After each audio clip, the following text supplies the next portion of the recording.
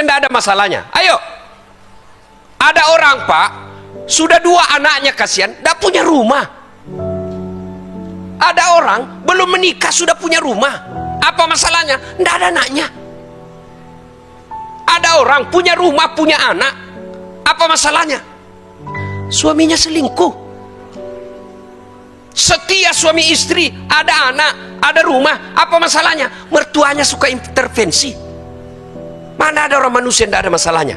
Ayo tunjukkan ke saya. Ini di depan saya. Muka-muka penuh masalah juga ini pak. Ayo tunjuk ke saya, mana tidak ada masalahnya. Semua orang punya masalah. Alhamdulillah, Allah tidak berkata dasat kalau ada masalahmu kau jadi anggota dewan dulu. Tidak. Dimas, kalau ada masalahmu kau jadi kaya dulu. Tidak. Allah cuma minta 2 hal. Ista'inu bisabri salat. Sabar, perbaiki solatmu.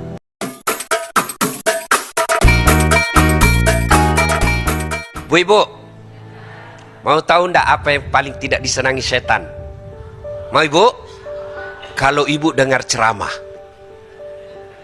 tuh setan paling tidak mau. Kenapa? Bocor rahasianya. Maka dia goda kita ketika dengar ceramah begini. Nggak usah kau datang, panas. Nggak usah kau datang, lebih baik kau nonton di rumah. Alhamdulillah setan di rumah bisa kita kalahkan, hadir di tempat ini. Apakah setelah bapak-bapak duduk di sini setan menyerah? Oh, dia goda lagi kau pak. Nggak usah dengar ceramah, pegang HP-mu. Jadi orang yang pegang HP ketika saya dengar ceramah sesungguhnya kena godaan setan. Iya. Bagaimana ibu mau dengar ceramah kalau ibu sibuk begini? Bagaimana ibu mau dengar ceramah kalau ibu sibuk begini? Siaran langsung juga dia, cuma 2 penontonnya, suaminya sama mantunya. Ayo simpan HP-nya ibu, bisa? Ibu-ibu yang pegang HP ketika saya ceramah saya doakan suaminya kawin lagi. Kenapa bapak-bapaknya riang gembira? Simpan HP, bisa? Bisa? Ibu bapak saudara-saudara sekalian, tolong diperhatikan sebentar saja. Saya sebenarnya lagi kondisi kesehatan tidak baik. Lagi tidak baik-baik saja. Tadi malam saya dari Singapura berobat, jam 12 tiba. Ya, ini belum sehat betul. Tapi karena cintanya kepada majelis musyawarah, saya datang ke tempat ini. Cuma saya bilang saja tadi sama Mas Seto, jangan duduk di samping saya. Kenapa Ustaz? Tambah jelek saya mas. Iya toh? Masya Allah ya. Kalau orang gagah duduk di samping saya, dia tambah gagah, saya makin hancur. Untungnya kita masuk surga bukan kualifikasi kegagahan. Kalau kegagahan nomor 1 masuk surga para artis, kita nomor belakang. Tapi alhamdulillah Allah katakan inna akramakum indallahi atqakum. Yang paling mulia di sisi Allah adalah yang paling bertakwa.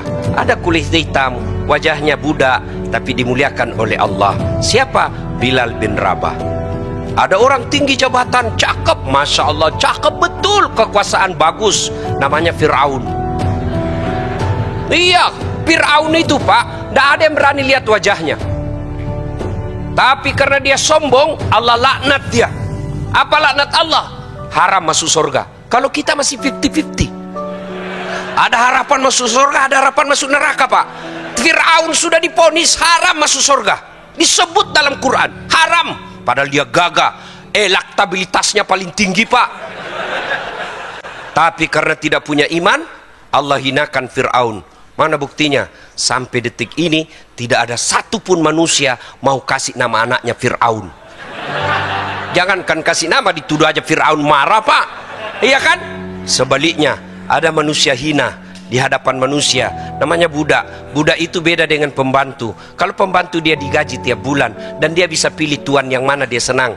Tapi budak itu hak milik pak. Boleh dibakar, boleh ditikam, boleh dibunuh, hak milik. Seperti bapak punya handphone, Mau lempar, mau celupkan ke air, boleh Pak. Malah saya lihat ada iklan handphone, boleh masuk ke air. Untuk apa masuk ke air? Memangnya kau bicara dalam kolam? Iklan beleng-beleng. Ya kan? Masita. Tapi karena punya iman, Allah muliakan Masita. Apa buktinya? Ketika Nabi Isra Mi'raj, Nabi mencium, weh, siapa itu? Barusan saya bau harum seperti ini. Apa di arwah para nabi? Bukan. Para rasul? Bukan. Malaikat? Bukan. Siapa dia? Jibril? Dia arwahnya Masita. Harum. Sampai Nabi pun Isra Mi'raj masih mencium keharumannya. Cukup sampai di situ? Tidak. Allah muliakan Masita. Sampai detik ini berapa banyak perempuan namanya Masita, dan saya yakin ada di antara ibu-ibu.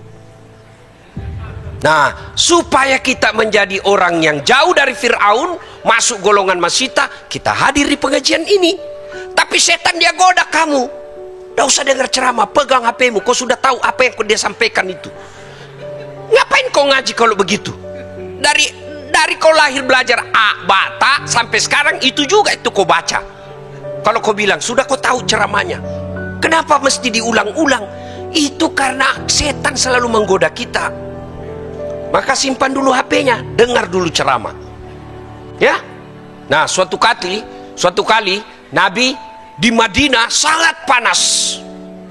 Panas betul. Itu Madinah, Bu. Ibu tahu Madinah? Tahu Madinah, Bu? Tahu? Itu Depok belok kiri. Nah, Madinah kalau panas Pak, asli panas. Kalau dingin, asli dingin. Dan saya sering rasakan. Madinah panas waktu itu. Dalam keadaan panas, tiba-tiba ada seorang manusia keluar dari rumahnya. Berlari-lari kecil dia Pak. Kenapa? Takut sengatan matahari. Lalu menuju ke masjid. Dia adalah Abu Bakar Siddiq. Selang beberapa saat keluar lagi dari rumah seorang manusia berlari-lari kecil. Juga takut sengatan matahari, maka dia buru-buru. Tak lain adalah Umar bin Khattab. Dia dapati Abu Bakar. Abu Bakar, tidak biasanya siang-siang begini kau ada di masjid. Ada apa gerangan? Lapar Kak Bos. Kosong perut. Daripada saya cuma lapar di rumah, mending saya datang di sini. Lapar dapat pahala. Sama waktu saya sekolah Pak. Makanya kebiasaan sampai sekarang terbawa puasa Senin Kamis. Kenapa? Saya sering kelaparan waktu sekolah. Saya bilang sama adik saya, daripada kau cuma lapar, mending kau puasa. Lapar dapat pahala. Akhirnya kata Umar, saya lapar, maka saya datang ke sini. Kata Abu Bakar, Umar balik tanya, kau juga kenapa ada di sini? Sama, saya juga lapar. Mereka lanjutkan zikir. Selang beberapa saat keluar rumah seorang manusia, santai aja jalannya, tidak buru-buru. Kenapa? Kemana beliau melangkah, ada awan melindunginya sehingga tidak tersentuh secara langsung oleh matahari. Dialah Muhammad Sallallahu Alaihi Wasallam. Assalamualaikum warahmatullahi wabarakatuh. Wahai sahabatku. Waalaikumsalam warahmatullahi wabarakatuh. Kata Nabi, siang-siang kok ada ke masjid semua di sini, ada apa? Kata Umar, kami lapar ya Rasul, makanya kami datang. Umar balik bertanya, ya Rasul, Anda juga kok barusan siang-siang begini? Dia bilang, sama, saya juga lapar di rumah, maka saya datang Pak. Akhirnya Umar punya usul, ya Rasul, bagaimana kalau kita ke rumahnya Abu Dahda? Abu Dahda ini orang kayanya Madinah, hebatnya kaya dermawan. Yang banyak di Depok, kaya pelit. Kalau masih pelit masih aman Pak, serakah. Kalau pelit dia cuma tidak mau keluar duitnya. Kalau serakah sudah tidak mau keluar, diambil haknya orang. Itu yang banyak politisi lakukan di Indonesia. Anehnya kita pilih juga. Apa? Bukan kabelem-belem namanya itu. Iya toh, kita sudah tahu, tapi masih dipilih juga hanya karena pencitraan.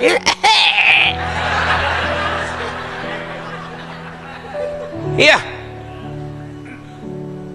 Abu Dahda kaya dermawan. Sampai di rumahnya. Assalamualaikum warahmatullahi wabarakatuh, kata Umar.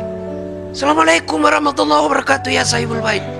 Selang beberapa saat dijawab oleh perempuan. Waalaikumsalam warahmatullahi. Ya Rasulullah, masuk ya Rasul.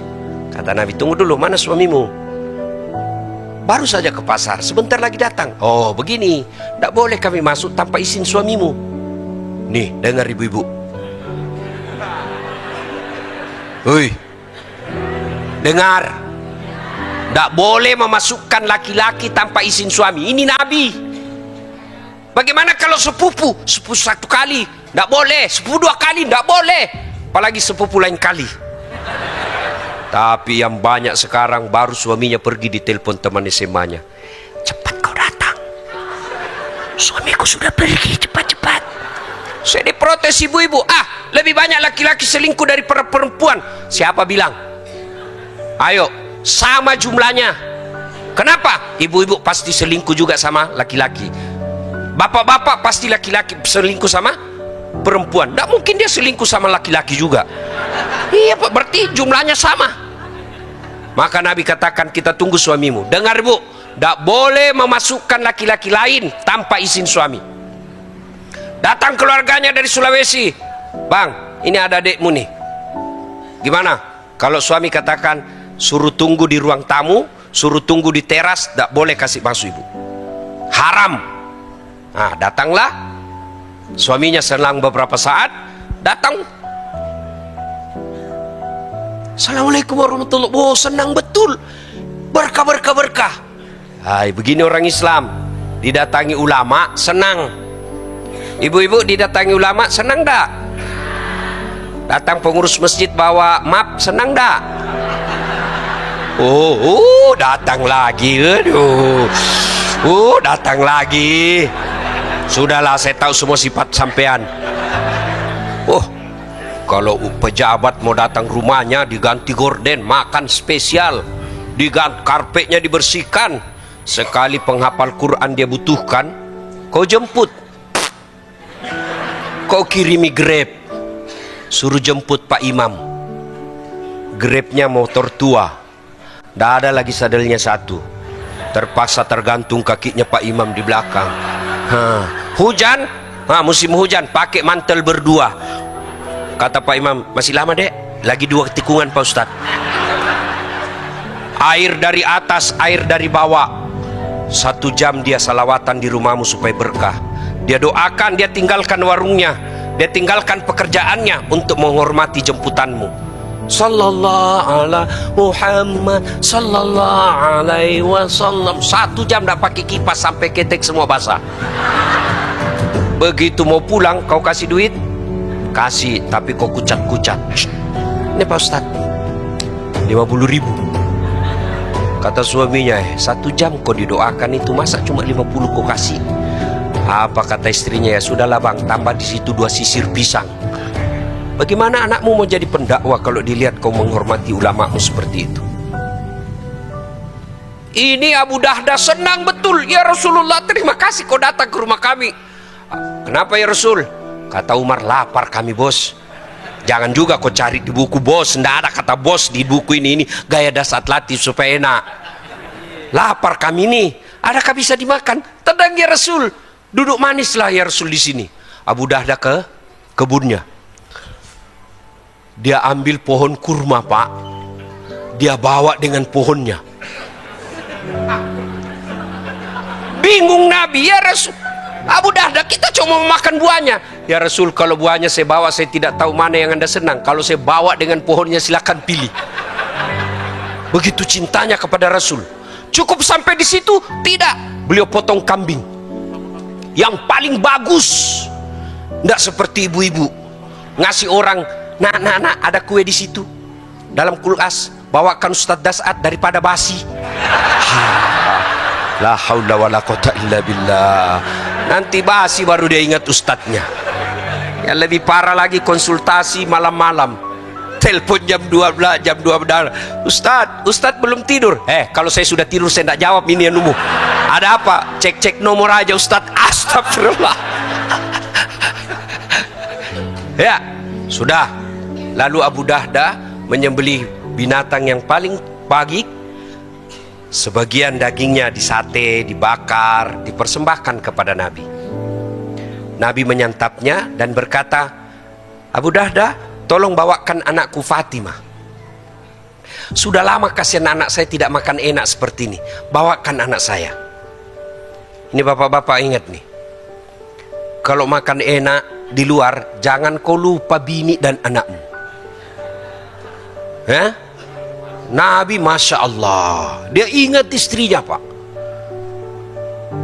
Bapak kalau di luar traktir orang, semua makan enak, sampai di rumah istrinya tidak pernah ditraktir. Suami macam apa itu? Tidak pernah dicontohkan Nabi itu. Malah kalau pulang sudah ditraktir temannya, teman saya yang traktir bu, padahal dia yang traktir temannya. Hati-hati juga ini yang suka ditraktir. Apalagi yang tidak pernah traktir kamu semenjak kau kenal 12 tahun, baru kau ditraktir, siapa tahu uang pilkada dia kasih makan kau. Nabi menyantap. Sudah itu Nabi mengambil semua sampel makanannya, diangkat, roti, daging. Apa kata beliau? Saudara-saudara sekalian, tadi kita keluar dalam keadaan lapar, perut kosong, tapi alhamdulillah berkat persaudaraan di antara kita, perut kita sudah kenyang. Tidak perlu beli kambing, tidak perlu beli kurma. Alhamdulillah kita sudah kenyang. Tapi ketahuilah saudara-saudara sekalian, sampai Nabi 3 kali mengulangnya, ketahuilah saudara-saudara sekalian, semua yang masuk ke dalam tenggorokanmu, makan dan air yang lewat di tenggorokanmu, demi Allah kelak akan diminta tanggung jawabnya di hadapan Allah Subhanahu wa ta'ala. Lalu Nabi mengucapkan ayat, al-yawma nahtimu ala afwahihim wa tukallimuna aydihim wa tashhadu arjuluhum bima kanu yaksibun. Sadaqallahul adzim. Apa hikmah dari kisah ini? Satu, tidak ada rumah tangga yang tidak ada masalahnya. Bapak-bapak, ada yang kalah soleh di sini Muhammad sallallahu alaihi wasallam? Ada kok kalah puasanya Nabi? Ada kok kalah tahajudnya Nabi? Ada kok kalah lisannya Nabi, hal lembutnya? Ada? Demi Allah, tidak ada yang kalah ibadahnya Nabi di kolong langit ini. Tapi apa Nabi tidak punya masalah? Dengar tuh tadi kisah kelaparan pak. Datang Jibril menawarkan, ya Muhammad, kau berdoa, ini gunung Uhud dijadikan emas. Apa kata Nabi? Lebih baik saya lapar hari ini, besok saya puasa. Kenyang hari ini, besok saya puasa. Kita baru mengelis sedikit tidak makan, aduh ya Allah, kenapa kau hukum saya begini? Itu Nabi ibadahnya bagus, ada masalah dalam rumah tangganya. Ya Allah, capek saya hadapi hidup saya, ya Allah. Kenapa kau berikan beban berat begini, ya Allah? Kata Allah, malaikat, karena dia sudah capek hidup, cabut nyawanya. Mana ada manusia yang tidak ada masalahnya? Ayo, ada orang pak, sudah 2 anaknya kasihan, tidak punya rumah. Ada orang belum menikah sudah punya rumah. Apa masalahnya? Tidak ada anaknya. Ada orang punya rumah, punya anak. Apa masalahnya? Suaminya selingkuh. Setia suami istri, ada anak, ada rumah. Apa masalahnya? Mertuanya suka intervensi. Mana ada orang manusia yang tidak ada masalahnya? Ayo tunjukkan ke saya. Ini di depan saya. Muka-muka penuh masalah juga ini pak. Ayo tunjuk ke saya, mana tidak ada masalahnya? Semua orang punya masalah. Alhamdulillah, sedulur-sedulur, sedulur saklawase. Allah tidak berkata, Dasat, kalau ada masalahmu, kau jadi anggota dewan dulu. Tidak. Dimas, kalau ada masalahmu, kau jadi kaya dulu. Tidak. Allah cuma minta 2 hal. Ista'inu bisabri salah. Sabar, perbaiki solatmu. Itulah resep menyelamatkan rumah tangga. 2 aja, sabar. Ada masalahmu, sabar. Digosip, sabar. Suamiku jelek, iya sabar. Itulah jodohmu. Kenapa? Allah tahu kalau suamimu gagah, dia malu jalan sama kau. Kenapa? Karena kau juga jelek. Selesai urusan.